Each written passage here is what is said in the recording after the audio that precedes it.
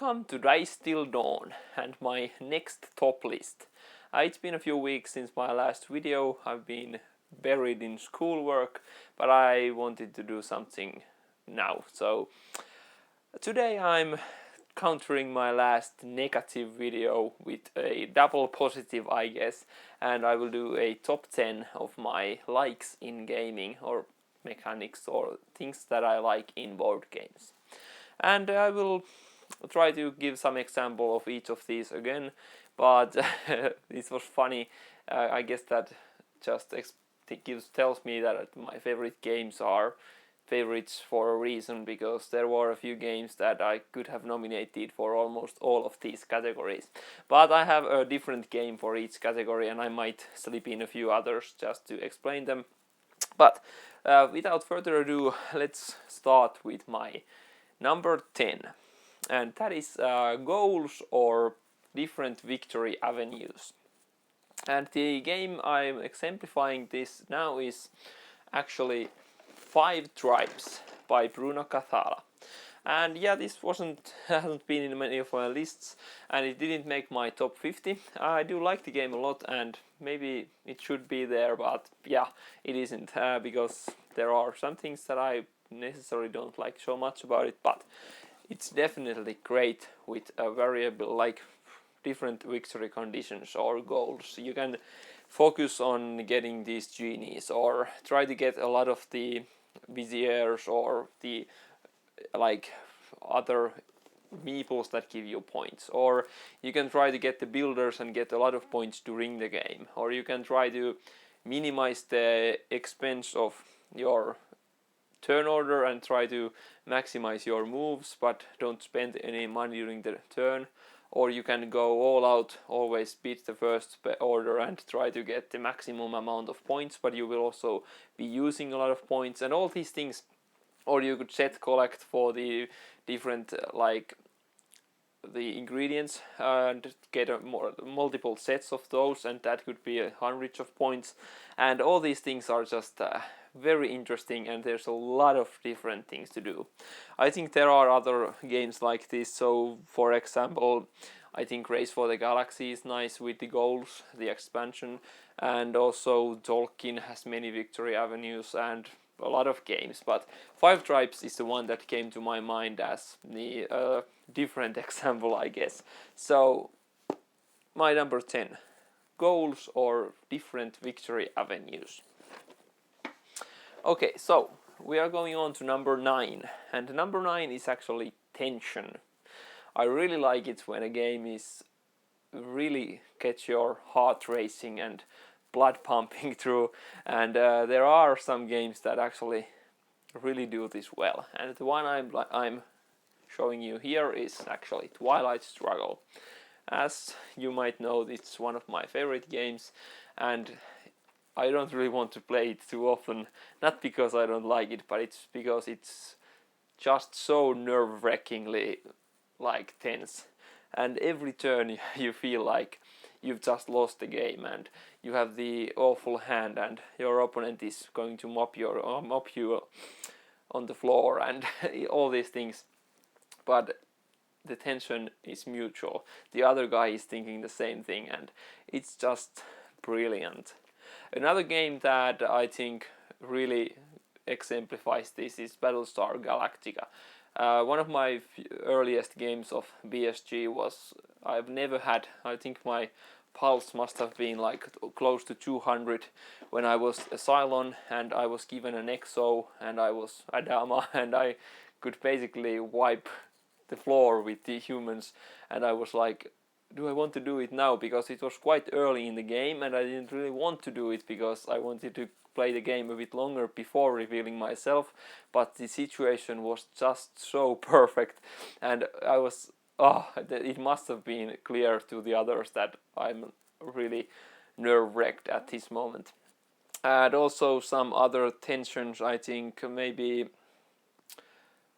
Whitechapel, Letters from Whitechapel is another great example of a good tension. It's just always nerve-wracking to be the Jack and listen to the other people that's planning your demise. But yeah, okay, number 9, tension. Okay, so number 8 is easy setup. I really like it when a game can just be played like that. And of course, there are many very easy games or simple games that are easy to set up, and I do like those, but I'm thinking of something a bit more true to it, and that's San Juan. This is quickly becoming one of my favorite card games. I only got this like half a year ago or so, and it just dropped off of my top 50, but if I did it again, I think this just might slip in there now, because I've now got to play it like 10 games in a few weeks, and it's just brilliant. There's nothing but a deck of cards and few tiles, and you just shuffle the deck and give each other an indigo plant, and then draw 4 cards, and you are playing the game. And nothing else. You just pick a role and do the action, and the cards are they are the materials and all. This is basically the Race for the Galaxy light, I guess. And I've also always loved Race for the Galaxy, but I do like it that it's pretty much more simple and simplified, and there are no like symbols you have to remember and stuff like that. But it's still a heavy game in a sense, because there's a lot of strategy in what you want to do, and you can plan different things, and again this could be on the different victory avenues also, because it's just great. San Juan. The other games I thought about in an easy setup is Pandemic the Cure. Obviously it's just take the tiles out, draw 12 dice and roll them and set them there, and give each other or each player a roll and dice, and that's pretty much it, and you are playing, and that's just great. And also Jin by Rainer Knizia is very easy. A lot of games, but San Juan was my favorite. So number 7 is Modifiability, and by modifiability I mean that you can easily like alter the difficulty, or maybe even alter the game a bit, give different flavors to it. And of course I'm not talking about expansions here, because that's obvious. If you get expansions that are different modules or stuff like that, of course those are like modifiability, and that's fine, but I'm talking about a base game modifiability here. And the perfect example, I think, is actually Legendary Encounters, the alien deck building game. There's a ton of variability or modifiability actually in this box. You can play first of all the movies as intended with the crews you want. That's the only mode I've ever played almost. And then you can just start mixing the objectives, or you can mix the characters. You can make a deck of only Ripley cards. You can make a deck of only whatever you want, and mix the different movies together. And of course you can add the traitor mechanic, or you can add the alien player if someone dies from a chest burster, and all these things, and the difficulty. You can add or remove the drone cards, or less or more if you want easier or more difficult, and all these things are just, it's so easily tunable to your liking, I guess. And another game I thought about was actually Mage Knight, the board game. There's just so much you can do. Even the base box has different scenarios. You can download a lot more scenarios from BGG, for example, and make up your own rules. And even the rule book says that do what you want. This is a sandbox game, and you can pretty much play it as you like. Okay, and that was my number 7, Modifiability. And number 6 is Betrayal and Battlestar Galactica. This is the ultimate Betrayal game. There are others, and there are great ones, a lot of them, like Resistance, Dead of Winter, and many things, Cosmic Encounter, and very many other games, but none give me the feeling of Battlestar Galactica and Silence. It's just hilarious what the Silence can do in this game, and how quickly things can turn for the worse for the human players. And the game is just Battlestar in a box. period. But yeah, my number 6, betrayal mechanics in the game. So let's go on to the top 5, and my number 5 is a general puzzliness. Weird word, but I mean that the game has some things that just you can really think through and really keep planning and really try to maximize your moves. And the example is Mage Knight, the board game. I think I've mentioned this a few times already, but yeah, Mage Knight is every turn is a puzzle by itself.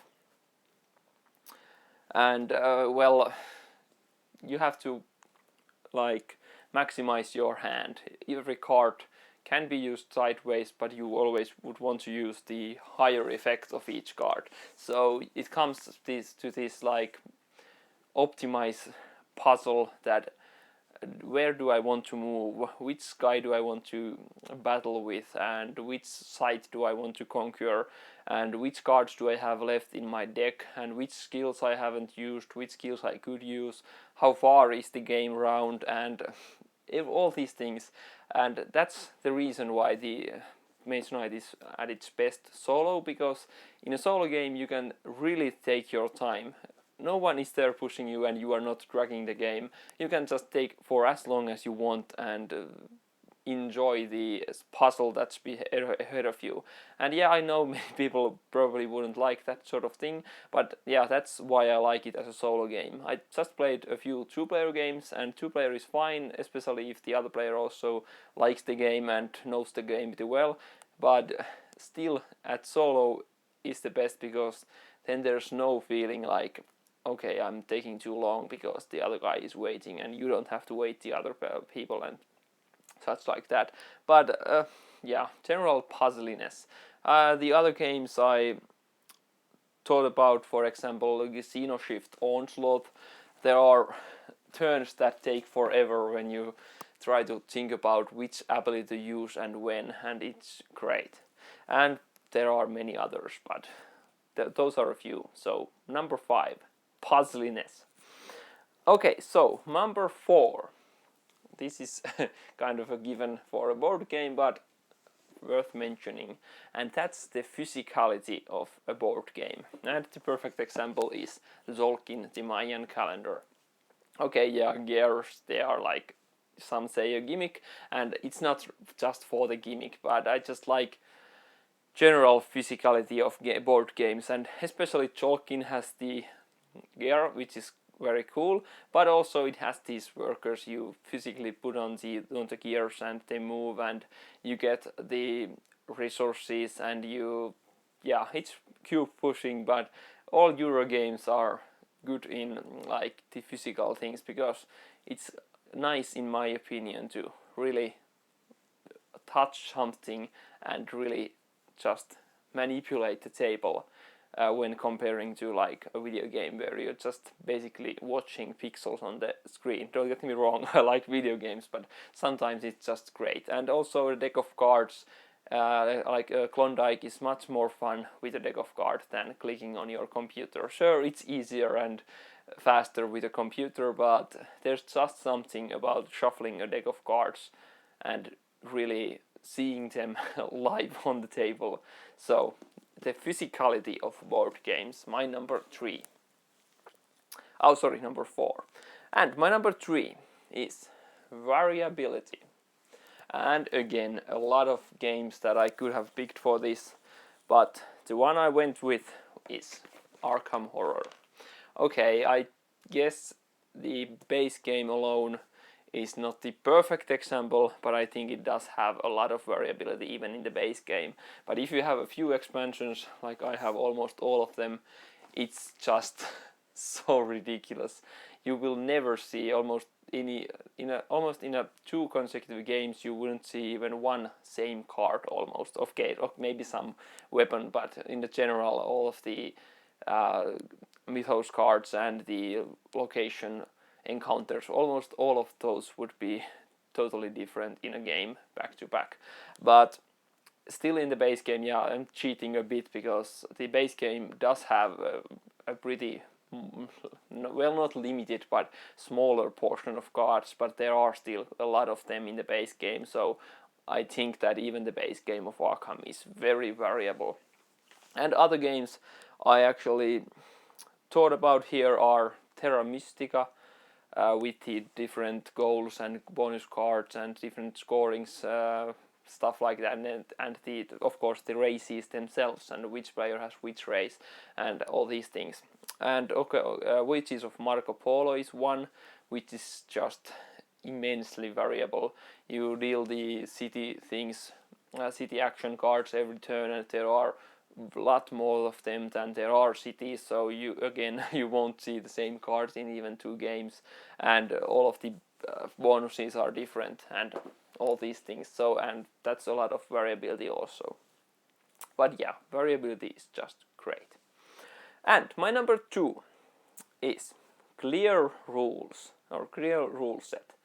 And I'm not talking about a clear of rules like Yahtzee here. Of course, that's great too. I do like simple games which have clear rules. Of course, I hate simple games which have unclear rules. But yeah, so I'm mostly talking about a bit more heavier games here.